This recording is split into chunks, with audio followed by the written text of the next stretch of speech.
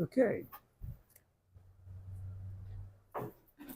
Last week we began what's known as the appendix of the book of Judges. It's the last 5 chapters, 17, 18, 19, 20, and 21. And we covered 17 and 18 last Wednesday night. So tonight we have 3 chapters left, and I've decided we have not rushed through anything this whole class, so I'm not going to rush through the last 3 chapters.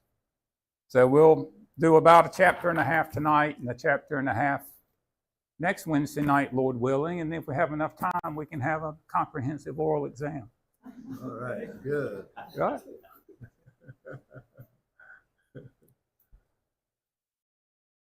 These 3 chapters are troubling.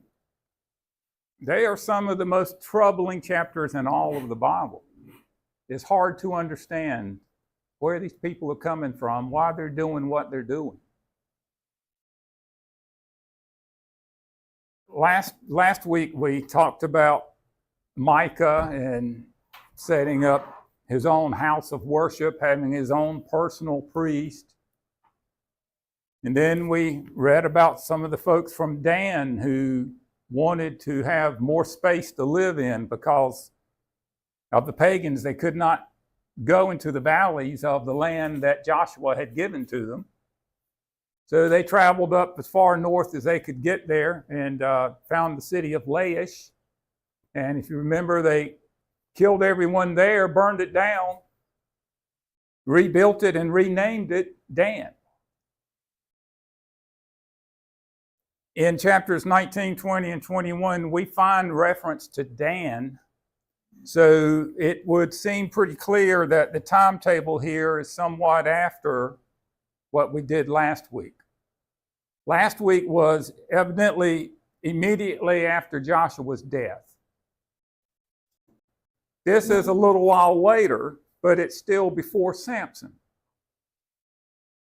Now, if we try to get our heads around the times here, timetable, Red Sea parted, Israel left Egypt around 1440 BC. 40 years gets us to 1400. So then we have Joshua. So we're looking at the period of the Judges from somewhere around 1400 BC. Then test question, who was the first king? Saul. That's the easy one. About what year did he come to power? It's on the tip of our tongues, 1054 BC, right? So we're looking at around from 1400 to 1050, right? So we're looking, Judges, around 350 years, round numbers. And in that 350 years, how many judges have we covered in this class? You have a list of them. There are 13. 13. I was reading somewhere that said they listed just 12. Is that because it's one judge that period was such a short period? Could be, because there were a couple in there that were very, very short. And then, of course, you have Eli and you have Samuel, because Samuel's the last judge. And he was the judge until Saul took over. Remember, Samuel was all upset about that. So I guess depending upon whom you read, but I gave you a list of 13, I know. And that didn't include Eli and Samuel. So we've got these judges, and it's very obvious that there were other people ruling in different areas within all of the nation of Israel, because these people didn't rule the whole country. There were other people. And of course, we're told several times that these folks were doing what they wanted to do. Why? Because there was no king in Israel, so they did what they thought was right in their own eyes. Hard to believe when we get to chapter 19, they thought this was right in their own eyes. But this is the point of the appendix here, is to show how low Israel had fallen in certain areas, in certain territories. So let's turn to chapter 19. And I've decided I was going to read some tonight. And what I'm going to do is I usually come in here and pre-work the board. But because what we're going to be reading is so kind of self-explanatory, I decided if we wanted to stop and talk about something, that I'll just write it up here. And there's plenty to talk about. Okay, I'll be in the New King James. We're going to be talking about another Levite here. This is a different Levite than the one that dealt with Micah.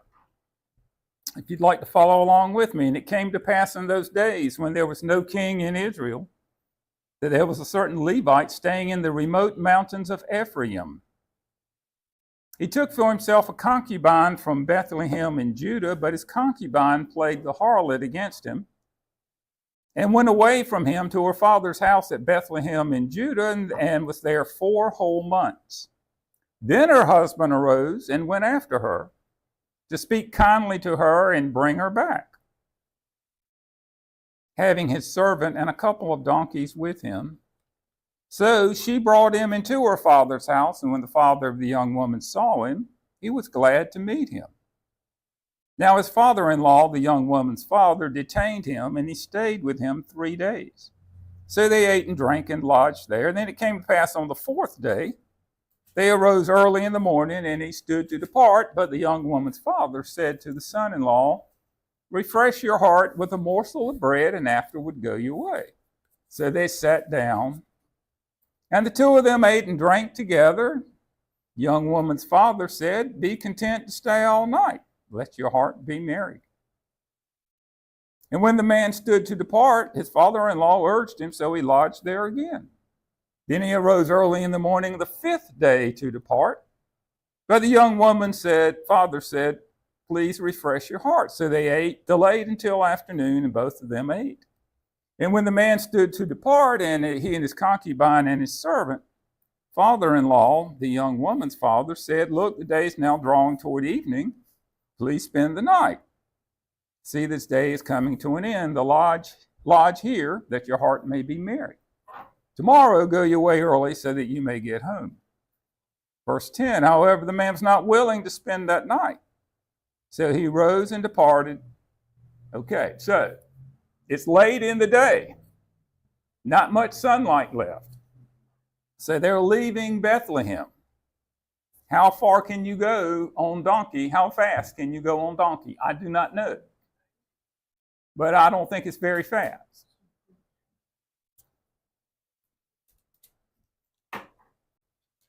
Came to opposite Jebus, that is Jerusalem. With him were the 2 saddled donkeys. His concubine was also with him. They were near Jebus, that is Jerusalem, and the day was far spent, and the servant said to the master, let us turn aside in the city of the Jebusites and lodge there. But the master said, we will not turn aside there into a city of foreigners, who are not the children of Israel. We will go to Gibeah. Gibeah is next town down. So they're going to go to Gibeah. So he said to his servant, come, let us draw near to one of these places, spend the night in Gibeah or in Ramah. And they passed by and went their way. And the sun went down on them near Gibeah, which belongs to Benjamin. So they're now inside the territory of Benjamin. They've left Judah, they're going to Benjamin, and they're headed to Ephraim. They turned aside there to go to lodge in Gibeah. And when they went in, they sat down in the open square of the city, but no one would take them to the house to spend the night. Just then an old man came in from his work in the field at evening, who was also from the mountains of Ephraim. He was staying in Gibeah, whereas the men of the place were Benjamites. And when he raised his eyes, he saw the traveler in the open square of the city. And the old man said, where are you going? Where do you come from? He says, we're passing from Bethlehem in Judah toward the remote mountains of Ephraim.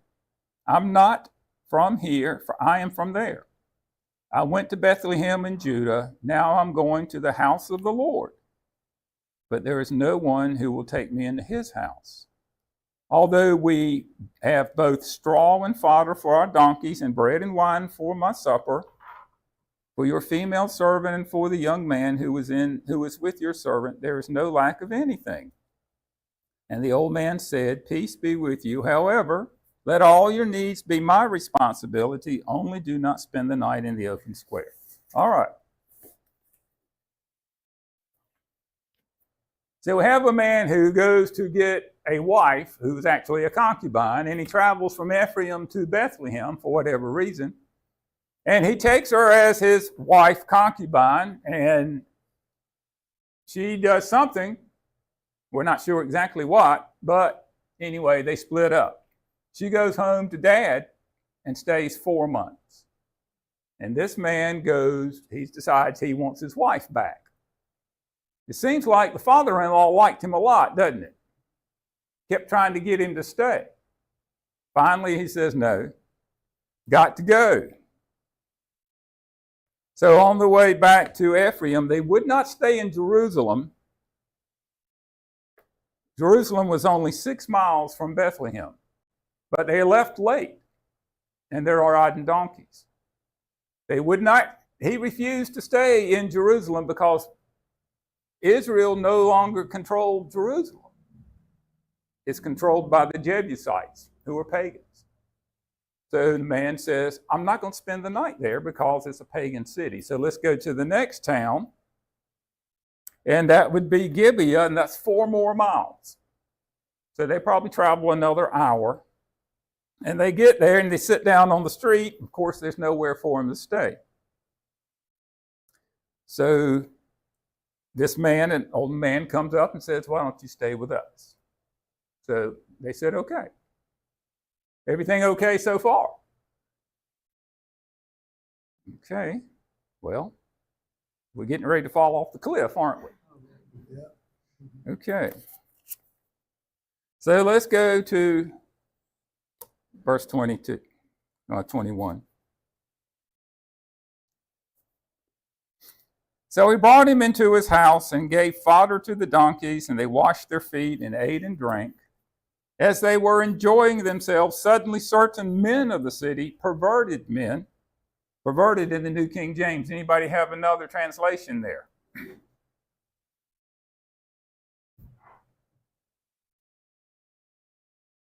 King James has sons of Belial. Sons of Belial. We've heard of Belial before. We read about Belial in 2 Corinthians chapter 6. That's where it talks about having no part with Satan and with darkness. Certain men of the city, perverted men, surrounded the house and beat on the door. They spoke to the master of the house, the old man, saying, bring out the man who came to your house that we may know him. And I have in italics here, carnally. But the man, the master of the house, went out to them and said to him, no, my brethren, I beg you, do not act so wickedly. Seeing this man is come into my house, do not commit this outrage. Look, and here we go. Look, here is my virgin daughter and the man's concubine. Let me bring them out now. Humble them and do as you please. But to this man, do not do such a vile thing. But the men would not heed him. So the man took his concubine and brought her out to them. And they knew her and abused her all night until morning. And when the day began to break, they let her go. Then the woman came as the day was dawning, fell down at the door of the man's house where the master was till it was light.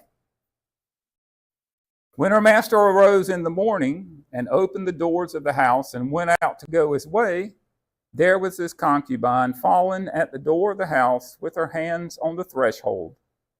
And he said to her, get up, let us be going. But there was no answer. So the man lifted her onto the donkey, and the man got up and went to his place. When he entered his house, he took a knife, laid hold of his concubine and divided her into 12 pieces, limb by limb, and sent her throughout the territory of Israel. And so it was that all who saw it said, no such deed has been done or seen from the day that the children of Israel came up from the land of Egypt until this day. Consider it, confer, and speak up. So before we start talking about it, I'll just go through my short notes here.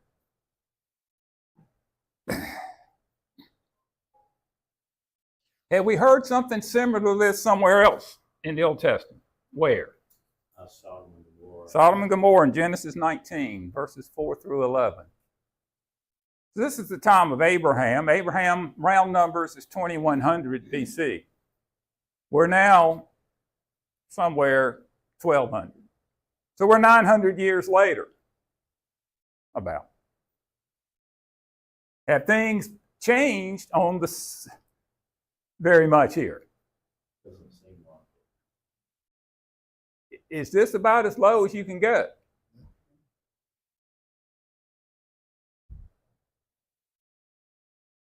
The old man here offered to send out his daughter and his guest, the Levite's concubine. Who gave him authority to do that? And the offer was refused. So then the Levite sent his concubine out. For whatever reason, he pushed her out the door. And she died. So he goes out the next day, tells her to get up, we're going. And she's dead. So what's he do? He picks her up, puts her on one of the donkeys, takes her home, cuts her up into 12 pieces, and sends a piece to each tribe. Now, let's think about this for a minute. If you just got a part of a woman's body without any message, would it make any sense? So obviously it was sent by messenger. And the messenger would explain what happened here. An oral message would have been transferred from the one making the delivery to the people in each of the tribes. So the crime committed here was placed before the eyes of the whole nation. That was what this man was doing. He wanted the whole nation to know what the tribe of Benjamin had done, at least some people in the tribe of Benjamin. So this was a call to punish the crime, was it not? Wanted to get the whole nation together on this.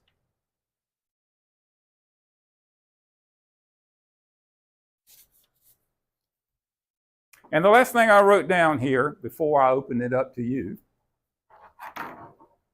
is I wrote down what was the value of women in that society in that time. I'm sorry. Less than nothing.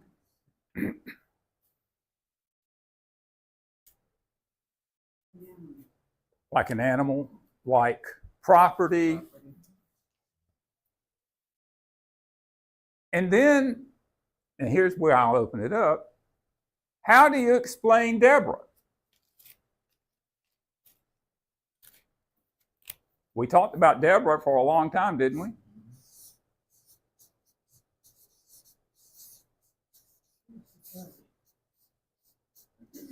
She was a judge.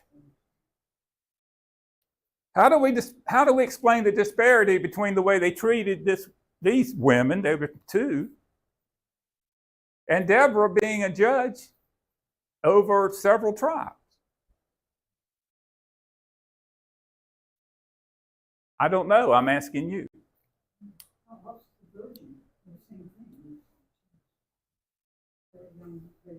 Mm-hmm.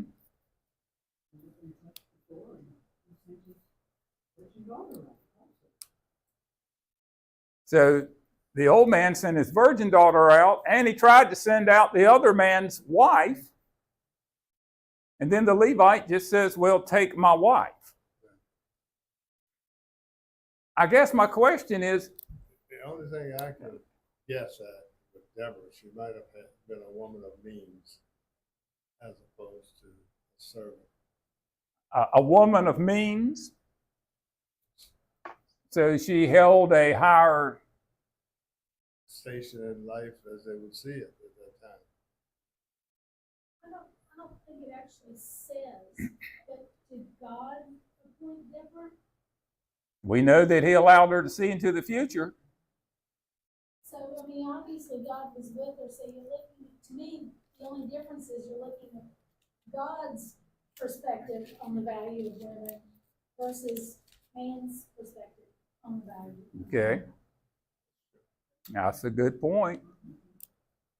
God didn't have any problem allowing Deborah to be a judge over his people, and she was a good judge. And apparently the people didn't have any problem with it. Yeah, they recognized that she was special.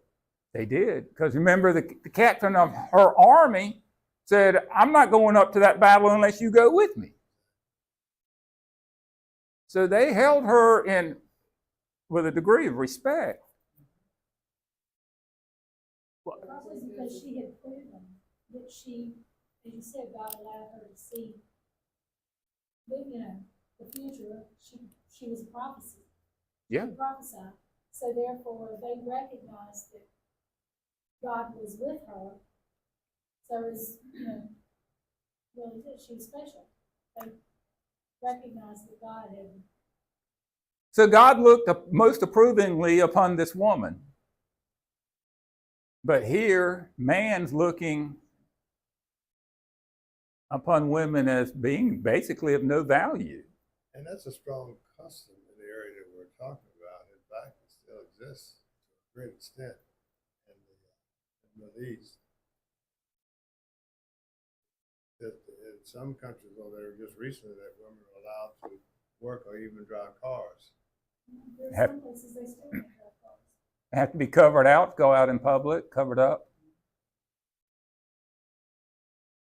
Is it showing, am I wrong? Is it showing the vast difference between what God thinks of women and what men can think of women? And this goes just to the bottom of the barrel.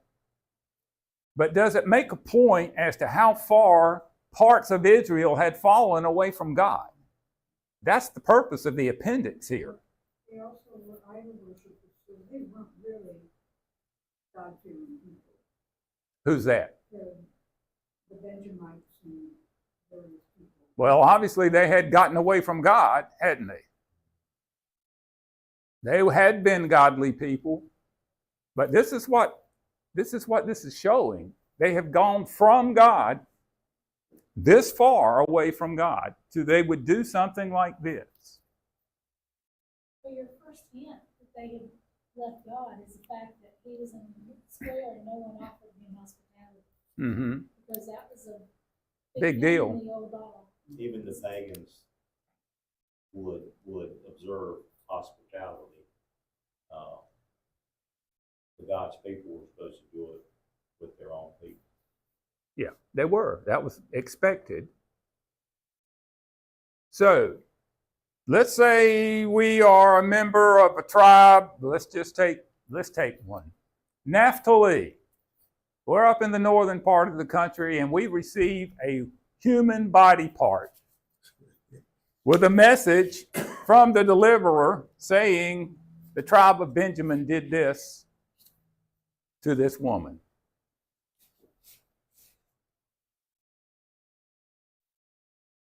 Would you be upset? Should be. Would it be enough to make you want to go to war with the tribe of Benjamin? Depending on their attitude toward women. Couldn't hear you. Depending upon their attitude toward women. Depending, okay. Well, this obviously was not what they were supposed to be, the way they were supposed to be behaving. So the object of sending the lady's body parts was to get it behind one idea, that we cannot fall this far away from God. And if they're going to do this, then we need to punish the ones who did. So what's the punishment?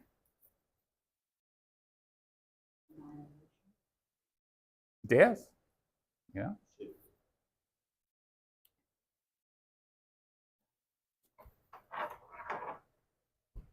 Anybody else want to say anything about this situation before we go further? I know this upsets Libby to the nth power. I mean, she's been talking, she knows what I'm talking about, and she's been upset for 2 days.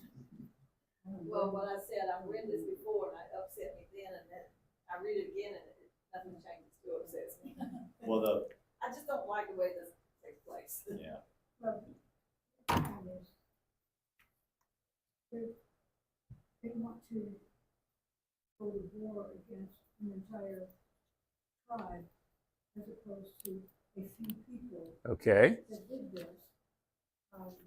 And I'll let you know, Gloria, that we're getting ready to read, when we get to chapter 20, that they made the effort to punish just those who were guilty. But the tribe of Ephraim would refuse to turn the guilty over for punishment. the Levite allowed himself to be delayed. He would have been much further away from there had he stuck to his guns and said, no, we got to go, rather than waiting. I don't understand why his father-in-law kept delaying it, rather than just saying, just stay here for a few days or whatever. It is like he just kept waiting for other things to keep him delayed just long enough so that he would agree to stay a little bit longer. Mm-hmm. So you think that would have changed history? I don't know, but he would Well, have been maybe away he from wanted that his area. daughter to stay longer. Not him, but his daughter. Yes. That makes sense. Yeah. That's That's what what I I thought. thought too. I thought the daughter really wanted to stay with the father. Because she'd been there 4 months with him. Yeah.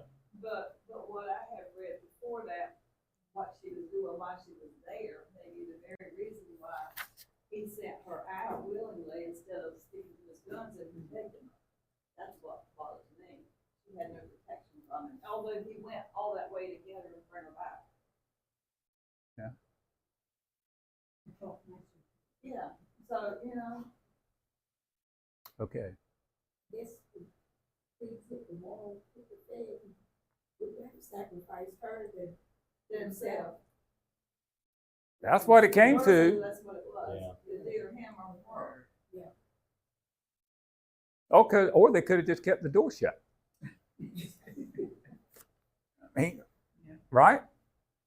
Depending on how many people are there. Yeah, that's And true. then to me, it kind of makes it sound like, he didn't get her out there, that they took her. He was 5. That's the way it sounds to me.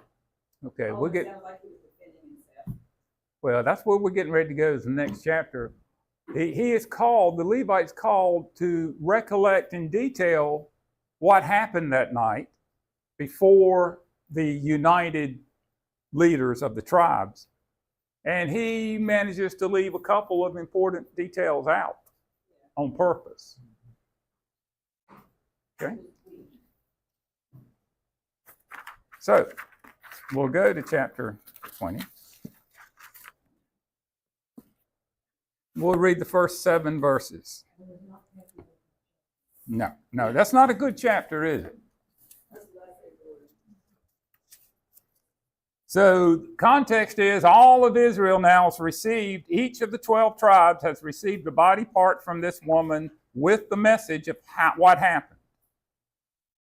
So, all the children of Israel came out from Dan to Beersheba, that's from north to south, as well as from the land of Gilead, that's across the river. And the congregation gathered together as one man before the Lord at Mizpah. If you have your map, you can pull out Mizpah.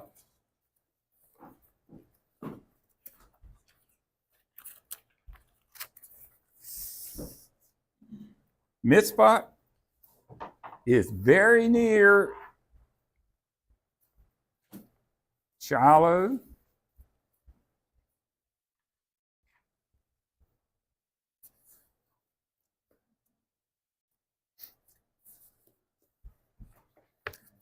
And the leaders of all the people, all the tribes of Israel, presented themselves in the assembly of the people of God. They were calling themselves the people of God, weren't they? 400,000 foot soldiers who drew the sword. Now the children of Israel heard that the children of Israel had gone up to Mizpah. Then the children of Israel said, "Tell us, how did this wicked deed happen?"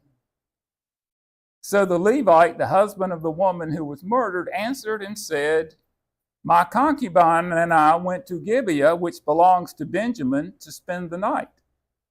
And the men of Gibeah rose against me and surrounded the house at night because of me. They intended to kill me, but instead they ravished my concubine so that she died." Does he mention that he put her out the door?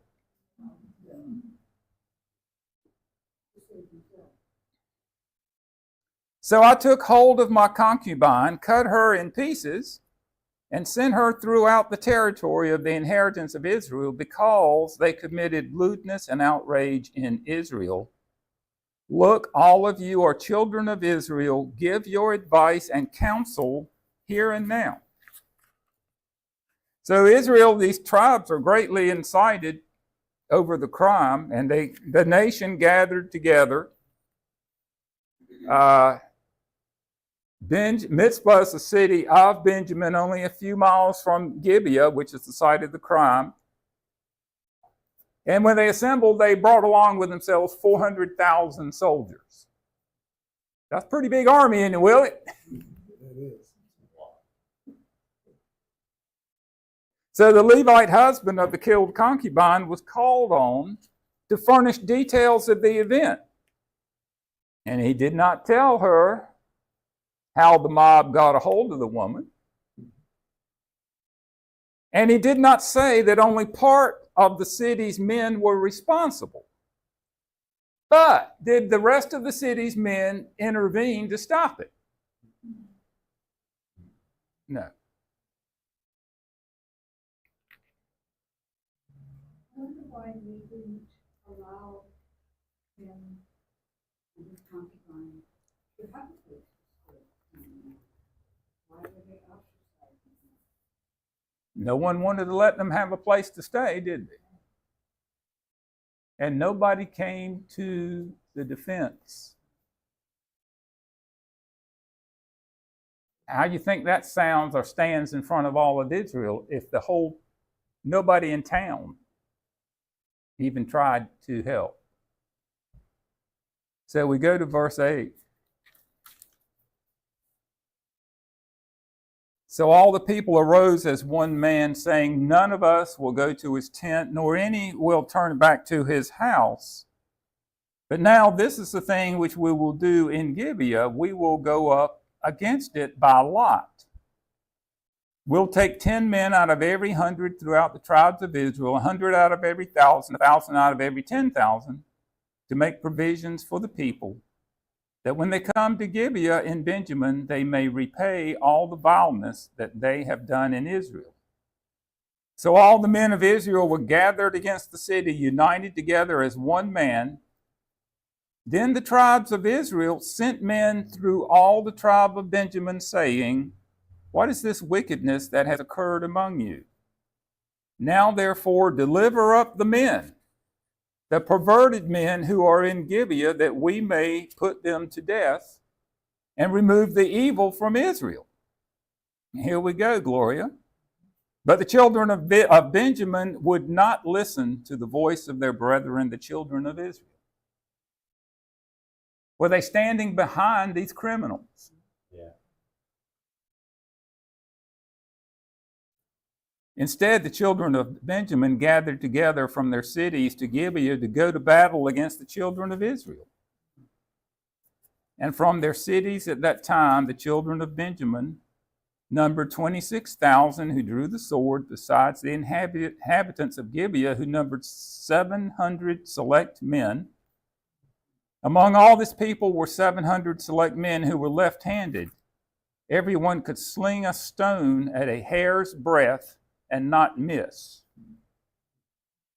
Now, besides Benjamin, the men of Israel numbered 400,000 men who drew the sword. All of these were men of war. How as a tribe can you defend the men who committed this crime? What's that say?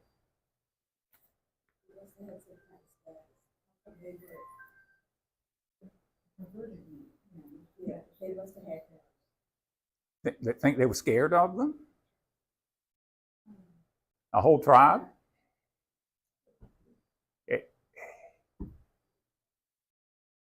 Do you think they condoned what they did?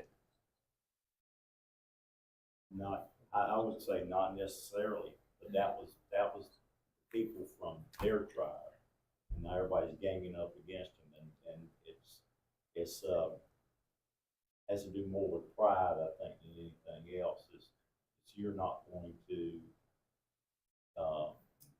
just come in here and without basically going through us. I don't know why they did it, but Benjamin had not punished the people who did this.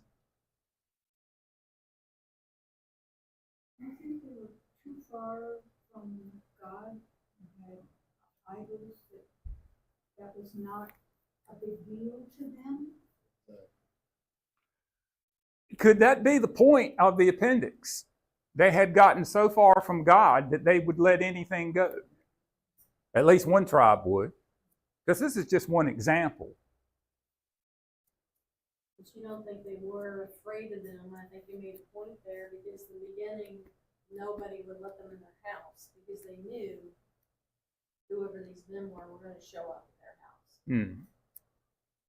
They don't want them coming to my house. Right.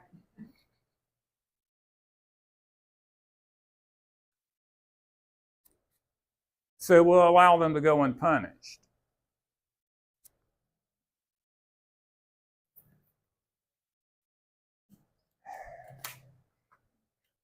They go by lot. This is, according to the commentaries I had read, this is a difficult passage here to literally interpret, but it looks like the meaning is 10% were held out to allow for provisions for the army.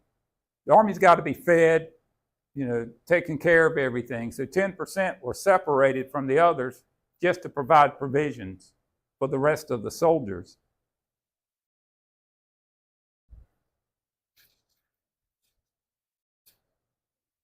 I wrote this down. Were the men of Benjamin interested in justice? no. Did not seem to be. So Benjamin prepared for war. They were willing to go to war to start a civil war. Instead of turning over these obviously guilty men for punishment, they'd rather have a civil war and let the nation be divided. So you got 26,000 plus 700 left-handed stone slingers against 400,000.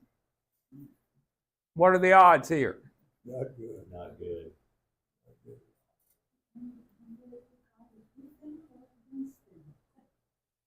Gloria has brought up the crust of what we're talking about here. Have we read anything about the tribes going and ask God for advice? They're doing everything on their own, aren't they? We're going to read that they're going to go to God, but after they'd already made all their decisions. And then what Gloria says, is God with them or not? Well, we're getting ready to find out he wasn't with either side.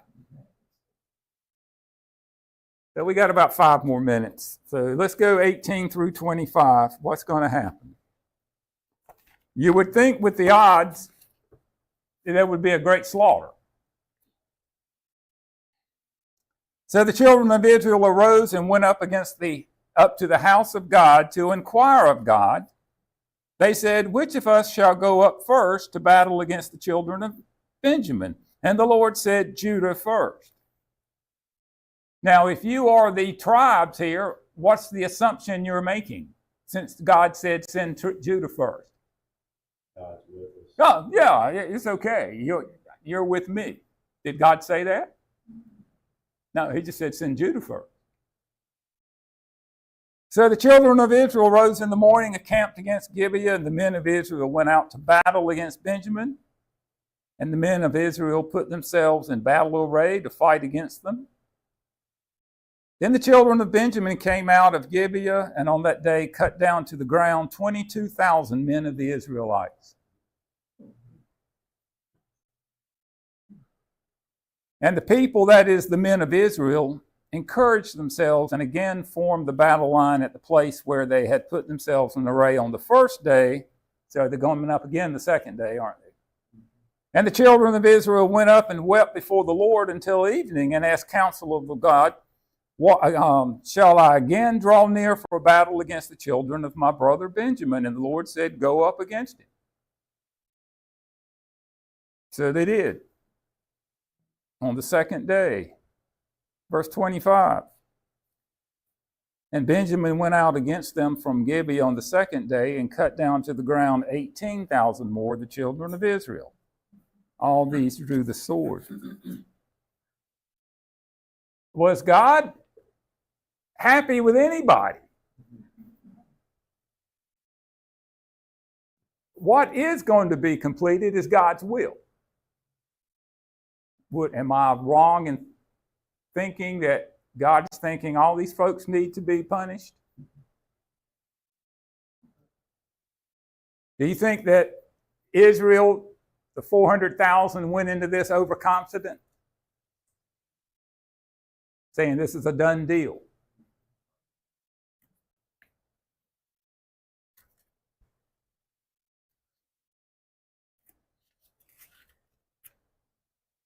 Judah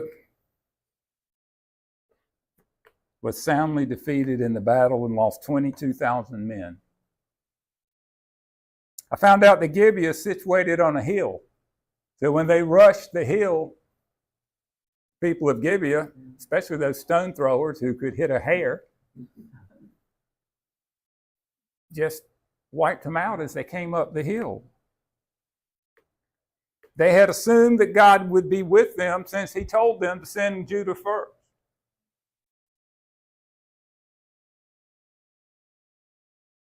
He didn't signify its success, did he? He just said, go. Next day, they lose 18,000 more men. This is where we're going to stop. But if you're Israel, what are you thinking? You've lost 40,000 men in 2 days? What are you thinking? God really with us or not? God, how could you allow this to happen to us? Well, what's the answer? They had turned away from God in some way, and that's what the appendix is about. Everyone had turned away from God. God wasn't happy with any of them. They decided to go to war with each other. So God said, okay, we'll just teach them all a lesson then. So it's time to stop. But what do you think is going to happen next week? They're going to get whittled down a little more. The Benjamites are going to be losing a lot the next go around. Yeah. The next go around, it's time for God to punish Benjamin because they deserve punishment, do they not? Okay. So next week, Lord willing, we will finish up the last chapter and a half of Judges. And then the following week, Ken will be Ruth. in Ruth, if you want to start reading ahead in Ruth. Okay. I tried to cover this in a way that wasn't so upsetting, because it upsets me how God's people could do this. Well, it's pretty clear that they were not exactly the people that God wanted them to be. And he punished them severely for that. Hoping, I guess, that they would learn a lesson, that they needed to be closer to God. Okay.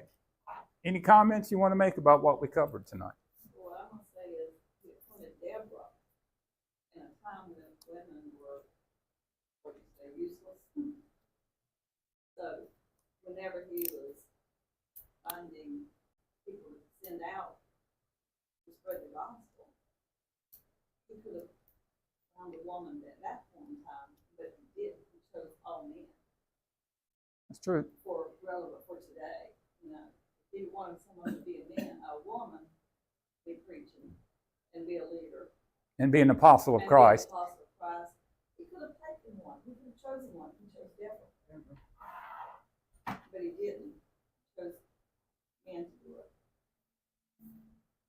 Okay. That's a good comment. Any other comments? Okay. Willie, would you mind closing us with a prayer, please?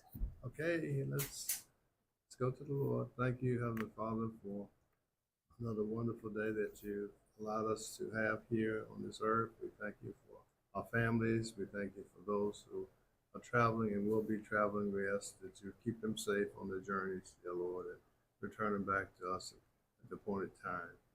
Father, we'll continue to lift up those who are sick and in homes and in the hospitals. We ask that you continue to have mercy upon them and be with those who are caring for them, the caregivers.